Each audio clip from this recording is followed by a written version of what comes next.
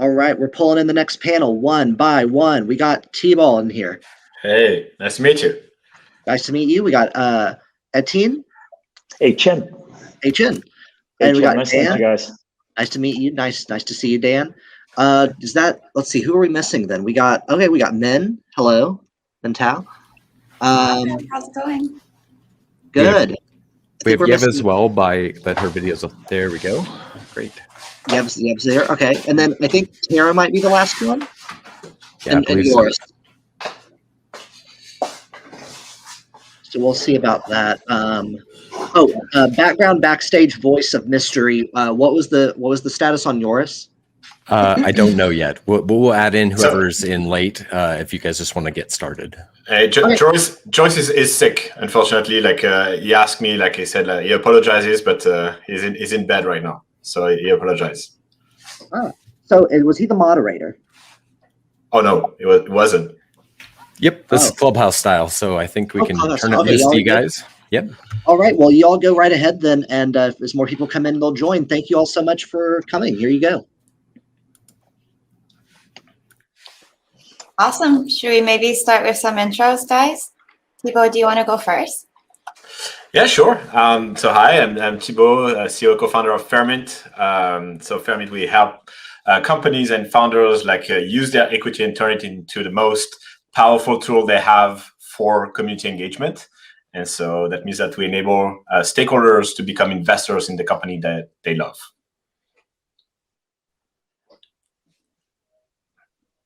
I can go on if you want, but I want to dive in the discussion. So yeah, nice to meet you guys. My name is Etiënne. I'm the founder and CEO of PLG, venture capital firm based out of Amsterdam, Europe. Happy to be here.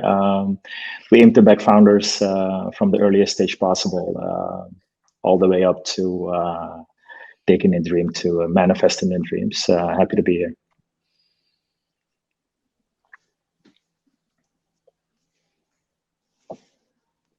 Okay, I'll jump in since it looks like Yev is frozen. I'm Dan. I'm with Nascent, which is a multi-strategy crypto fund. We do both early stage investments and also participate with liquid investments, yield farming, trading, all sorts of activities. And used to work with Tara over at Ideo. Maybe kick it to you. Thanks, Dan. Good to see you. You too. Yeah, I'm just back from parental leave. Just that's why. Hi, I'm Tara. Nice to meet you all. I'm with hello, Joris. No, Thibauld. Nice to meet you. I'm Tara with Ideo Ventures. We are an early stage crypto fund that invests in blockchain and crypto. We started off as an R&D lab, about 5 years ago, and really have really enjoyed just working with founders from day one and from ground up. So we take a design-driven approach. Ideo is very much the pioneer of human-centered design, which is the art of understanding your user and building products around that. So nice to meet you all. Great. I think we might have lost Yev for a bit while she's restarting her router, so I'll go next. Hi, everyone. Min Teo. I'm based in London. I lead venture investments for ConsenSys Mesh, which is the investment arm of ConsenSys, a global blockchain software company. We've been investing in the space for the last, 4 or 5 years. I've been at ConsenSys for the last 3 years. I had the privilege of backing many great projects, working with a lot of great founders at the very early stages. And it's been incredible to see them grow up and, develop with the rest of the space. So really looking forward to the conversation and, just seeing how the space has evolved over the last couple of years. Maybe kicking it over to Dan, any thoughts on it? You've been doing this for a while now, and I think we've had sort of different narratives over the last few years. How do you think they've changed? Yeah, I think this is it's a crazy time. I think this is the third market cycle that I've been through in crypto, and I don't want to say this time is real because I think it's always been real, but right now it feels like as opposed to previous cycles like we saw in 2017, kind of ICO boom, and that felt like that was driving everything. And people were convinced we were all going to the moon, but it was a lot of white papers.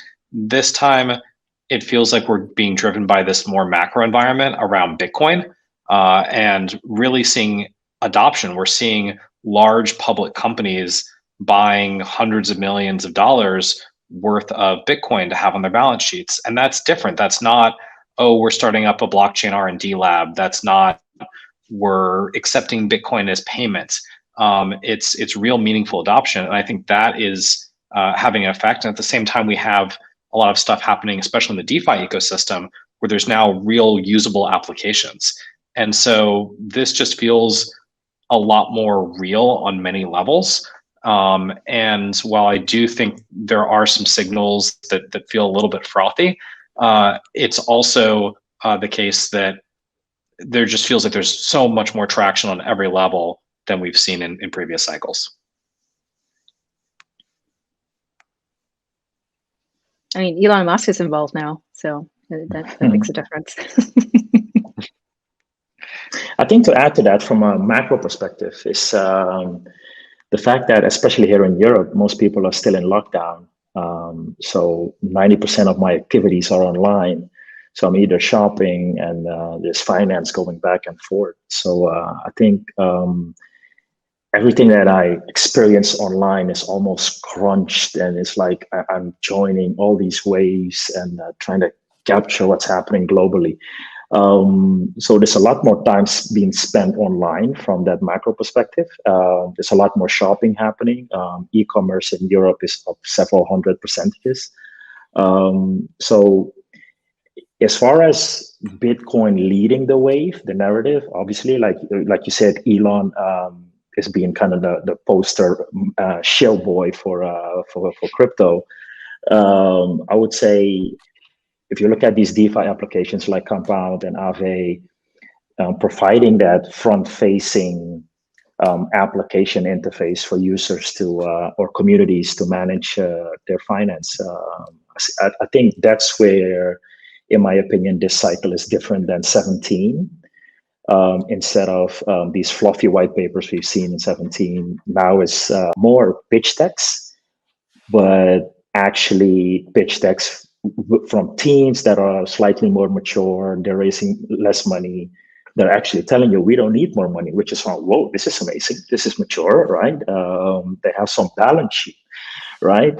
So I think from that perspective, I'm definitely, this cycle is different. But I still feel like there's a lot more work needed to be done from a ground level. Obviously, I don't need to go into the gas fee debate, but I'll leave that for another conversation. Yeah.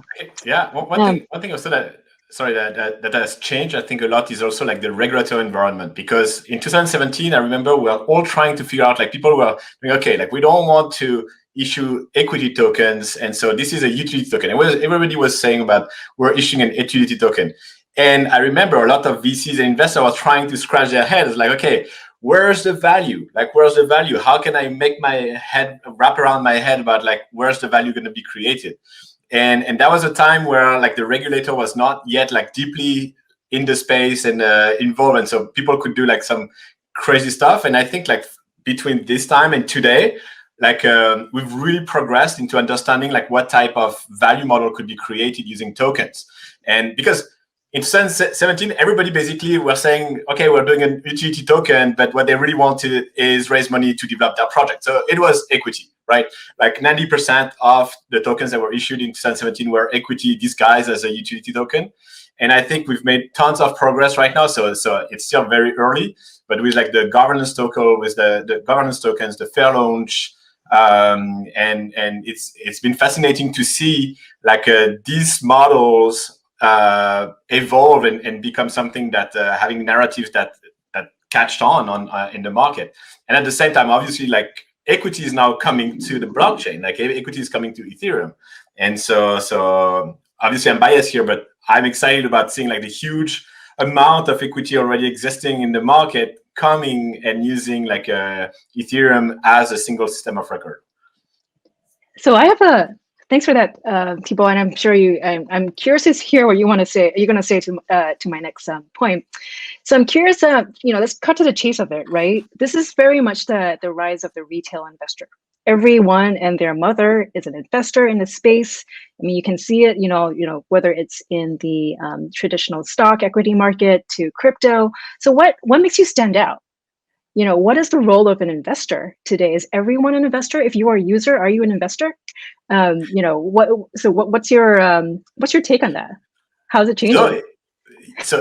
The main thing, I think, what is absolutely cool is that in crypto, there's access everywhere, right? So this is the main difference with the traditional markets, where like you can, even if you say I'm an investor, like technically you can't be an investor because like you need access, you need to be an insider to get into the rounds of companies. And the only way today in the normal market to be an investor is to go on a crowdfunding platform, which is like not that you don't have the best deals, right?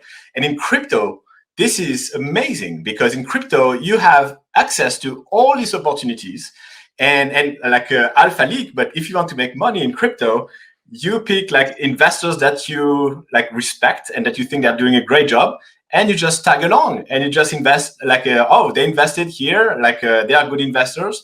Then you can co-invest with them. Like, and I think the main thing that's changed is that crypto has made access to everything. So it's like, in crypto, everything is public companies. So this is why, like, it's if you take the comparison with like Robinhood and the retail investor, so it's very similar in the sense that, like VCs now, like they need to be first. They cannot build value on access. Like this is not a narrative that's going to work. Like they need to say, well, I'm so deep into the ecosystem that people come see me before they even like start like engaging publicly. And so I can be first. And that's going to be the advantage of VCs moving forward. To touch upon to answer your question, Tara, everyone an investor, I think two things drive here also, right? Even if you have your money in a savings account, you're an investor because you're looking to grow your wealth essentially, right?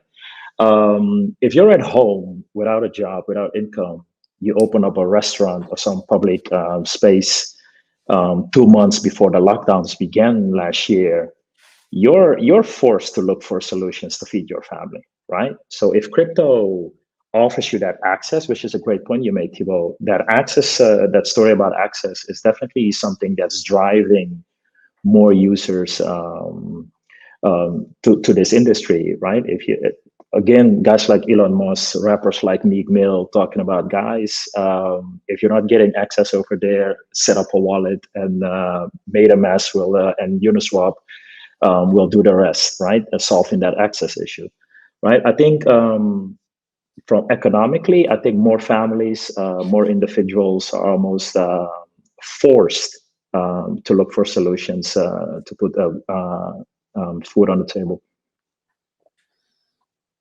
Yeah, definitely, especially when the yield is so low in today's market. And yeah, definitely. Yeah, I think it's also worth differentiating that there's between sort of crypto teams and crypto coins, right? Like the kind of private versus public markets. A lot of people like ask me like, hey, Min, what are your predictions for 2021? And I'm not smart enough to have them, but like, we're pretty good at being talent investors and backing super smart people who have a very clear vision of the future that they want to build. And that's really our area of expertise. It's not to say that we can't sort of analyze like, what's going on in the public markets, but I do think it's like, a little bit of a different journey and a different kind of investment case and different expectations of returns. But certainly I think like, there's a lot more like entrance into like the public markets. And it's so different from even like a year ago, right? Like I have a lot of my TradFi friends who are so excited about the space because they come in and they look at these like price to sales ratios and they're like, everything looks super undervalued. I'm like, I'm not sure I really agree with that. But, I'm always like pleasantly surprised by like how deep down the rabbit hole they've gone and like, waxing poetic about SushiSwap to me and how it's super cheap relative to Uniswap. I'm like, do you even know what they do? And they're like, doesn't matter. I'm like, maybe not to you. But, because we have all these amazing tooling, like Token Terminal, like Nascent, Dune Analytics, like you can actually get pretty like good data transparently. Like we didn't have this before. Like it used to be a lot more going to the teams, trying to piece together like little bits of information. So I think in that sense, like a lot of the tooling that hopefully, some of us here have also invested in that tooling has democratized a lot of like information and access to retail investors. And that's part of the journey. So. Yeah, I think that in some ways, like the professional versus retail investor distinction isn't as relevant. Like there is still the access has been flattened a lot. What's different is about how you add value, and I think professional investors used to, or VCs used to add value by, in some ways, being kingmakers or like having access to like capital deploy. Now capital is very much a commodity, but the same thing that we're seeing outside the crypto markets in terms of angel list syndicates and rolling funds and this kind of rise of solo capitalists is very much the case here. Some of the most value add investors that we all invest with here and see in the ecosystem are individuals. Like they're not necessarily with funds. They may have some external capital, they may not, it may be personal capital. It's all over the place. And so quality teams and quality projects that are then public generally don't have a capital problem, right? Right now, the market is great. They're able to raise capital. And so then they're forced to ask the question of, who do I want to work with? Who's going to bring value? Who's going to be long-term aligned? And that becomes more the calculus rather than where can I raise the most amount of capital, or where can I raise at the best relative valuation? It's really making sure people are going to be participants and builders and valuable members of your community and being aligned with the community. Just getting a bunch of retail to pour in doesn't really necessarily help you build a long-term advantage. Like certainly it can drive narrative and memes and momentum, and it can be great. I think even like Tesla is a fantastic example of that in the traditional markets.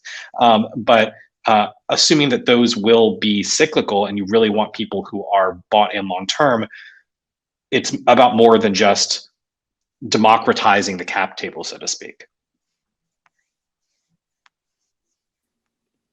And that's, Dan, I think you hit the nail on the head right there, just from an alignment perspective, right? It's not about shareholder maximization anymore. It's really, company and investor alignment for the long term, and finding those investors that are understanding, that get it, right? So in the companies that I advise as their legal counsel, it's not only kind of that pathway to access to capital, but it's also, we're not just coming in there to flood the company and then exit, or, find that liquidity, the traditional liquidity means through an IPO or an acquisition.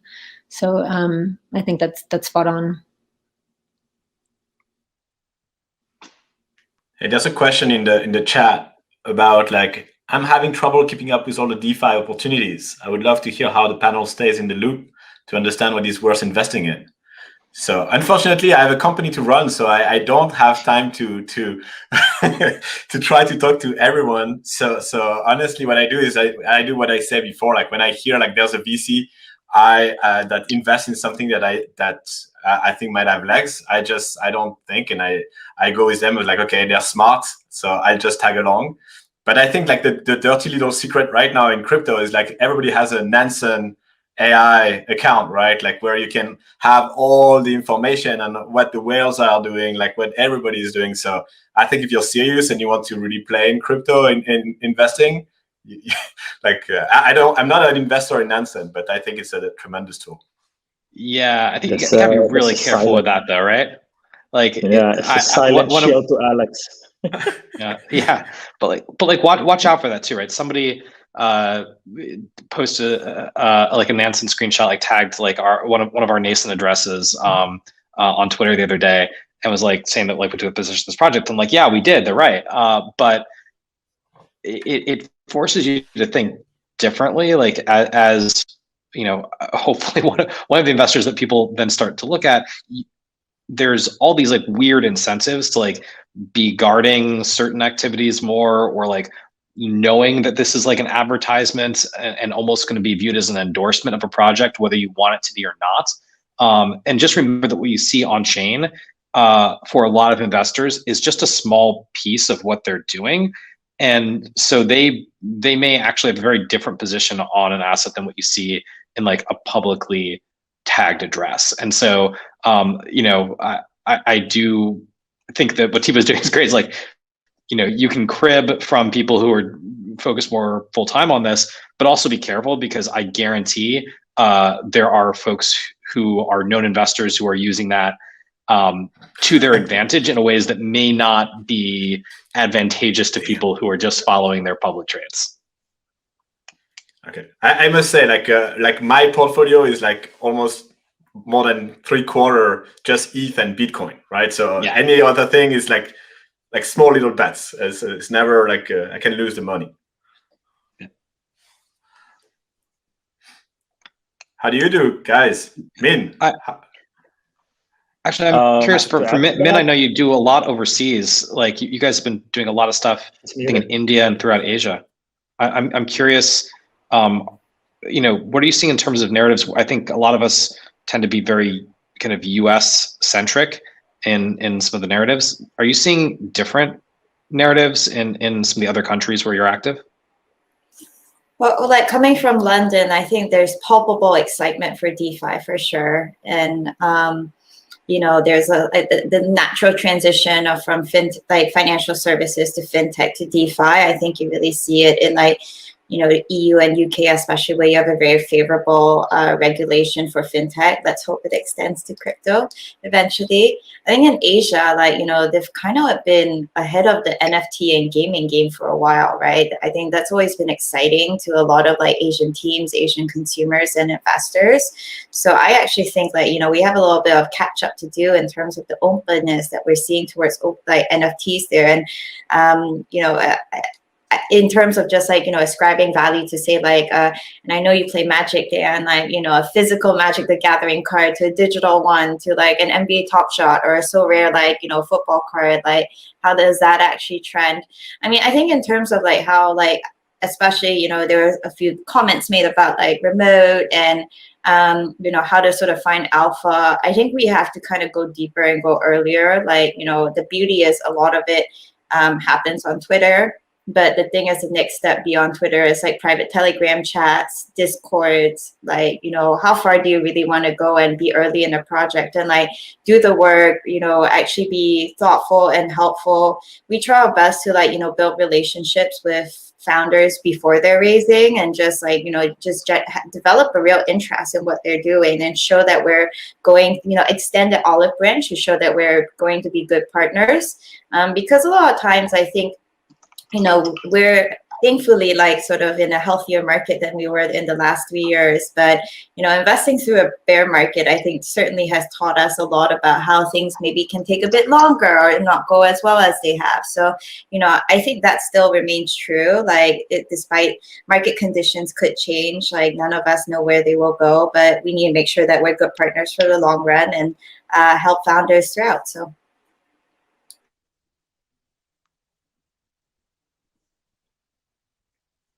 One last question I had before closing for everyone.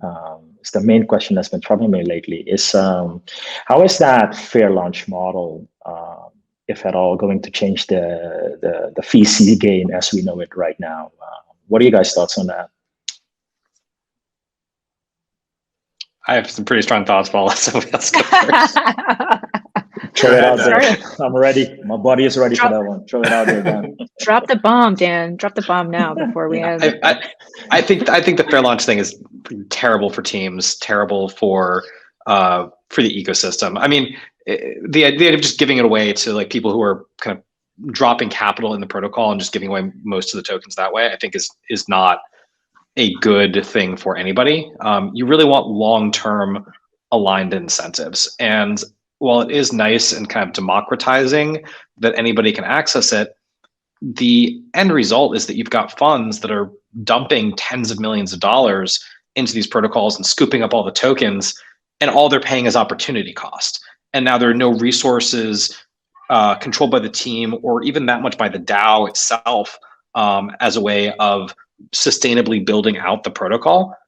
And I think the meme has been that it's great for the little guy and the retail investor. It's still professional investors who are ending up with majority ownership here. It just leaves the project in a weaker position going forward. And I'm talking to more and more teams that did fair launches or close to fair launches who are like, yeah, that was a mistake. And some of the best ones are able to get back on track as a result. I'm not at all against thoughtfully distributing a huge portion of the token supply out to users of the protocol. But I don't think just dumping it all out there based on capital provision alone is a good model. All right. And with that bomb dropped, I think we're out of time here. I wanted to Thanks, respond. Hudson. I had a different Damn. Yeah. I mean, okay. Sorry, the time is up though. But where can we keep following this? I guess just get on Twitter, get on Clubhouse. Is that where y'all hang out? Yep. You're forced almost, right? Yeah, pretty much. Like we're on MySpace, I guess. Get on Zanga again. We can bring that back. All right. Well, thanks everybody for this panel, and we're gonna get on to the next speaker now. Y'all have a great day.